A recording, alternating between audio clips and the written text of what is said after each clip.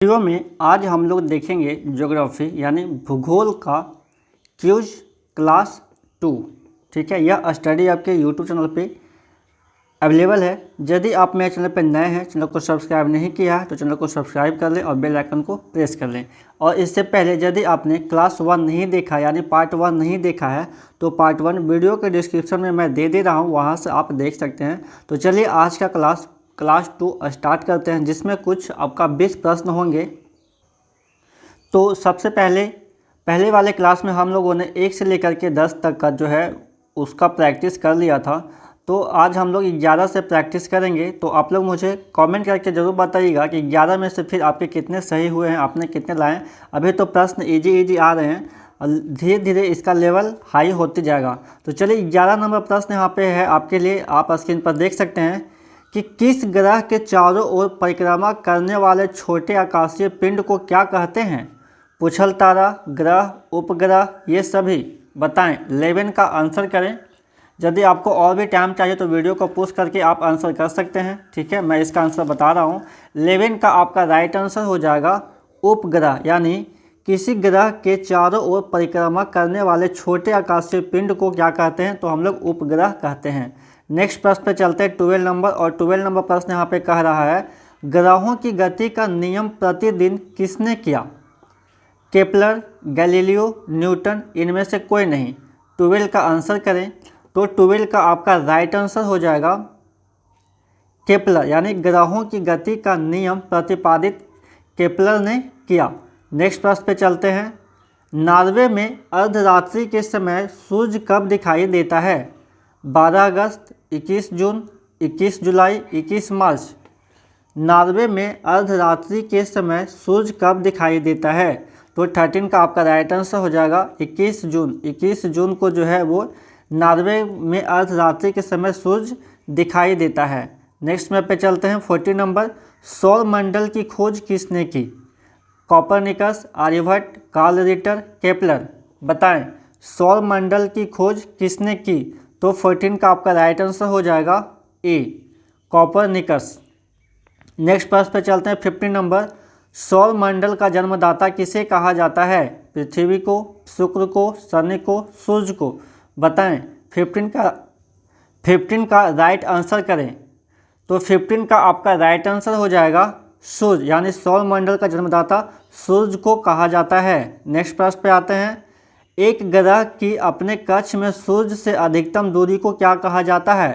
पेरिजी, अपसौर, उपसौर, अपोजी। बताएं 16 का आंसर करें। तो 16 का आपका राइट आंसर हो जाएगा अपसौर, यानी एक ग्रह की अपने कक्ष में सूर्य से अधिकतम दूरी को अपसौर कहा जाता है। नेक्स्ट प्रश्न पे चलते हैं 70 नंबर। एक ग्रह की अपने कक्ष में सूर्य से न्यूनतम दूरी को क्या कहा जाता है। इसका राइट आंसर करें। अपसौर, अपोजी, अपसौर, पेरियोजी। जो आपका पहले का ऑप्शन था वही ऑप्शन है। प्रश्न यहाँ पे बदला हुआ है कि एक ग्रह की अपने कक्ष में सूर्य से न्यूनतम दूरी को क्या कहा जाता है, तो आपका राइट आंसर हो जाएगा उपसौर। नेक्स्ट प्रश्न पे चलते हैं। अंतरिक्ष में कुल कितने तारामंडल हैं। 97, 81, 95, 89। बताइए अंतरिक्ष में कुल कितने तारामंडल हैं, तो इसका राइट आंसर हो जाएगा आपका 89। नेक्स्ट प्रश्न पे चलते हैं। पार्थिव ग्रहों की संख्या कितनी है।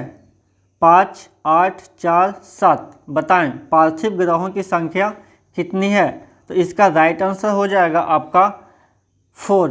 पार्थिव ग्रहों की संख्या 4 है। अगला प्रश्न पे चलते हैं। ब्रह्मांड में विस्फोटी तारा कहलाती है। कौन सा तारा जो है वो विस्फोटी कहलाती है।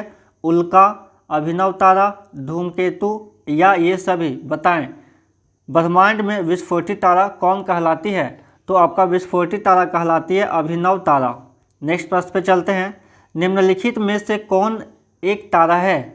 पृथ्वी, शुक्र, सूर्य, चंद्रमा। बताएं निम्नलिखित में से कौन एक तारा है, तो आपका राइट आंसर हो जाएगा सूर्य। सूर्य क्या है, एक तारा है।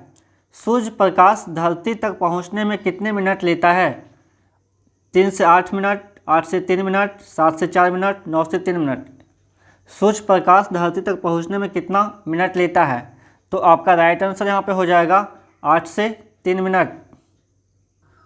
यहाँ पे थोड़ा सा चेंज करना पड़ेगा आपको। यहाँ पे जो है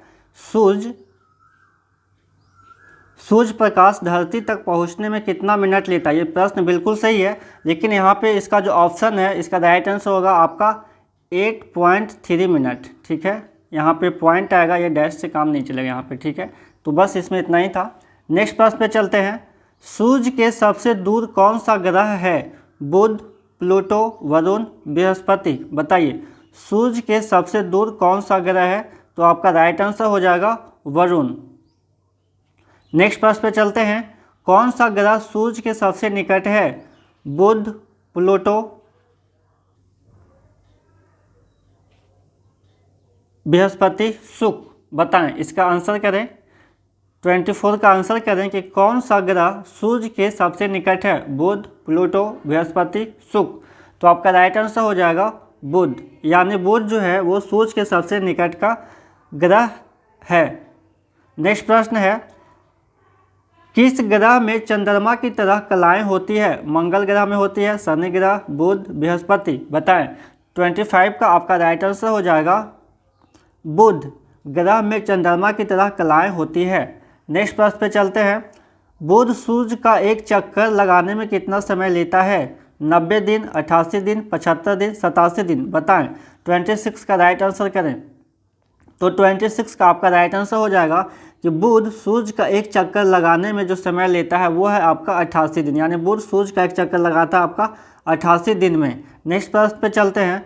सौर मंडल का अत्यधिक तीव्र ग्रह कौन है? मंगल, शनि, शुक्र, बुध। बताएं। 17 का राइट आंसर करें तो 27 का, तो 27 का आपका राइट आंसर हो जाएगा बुध, यानी बुध जो है वो सौर मंडल का अत्यधिक तीव्र ग्रह है।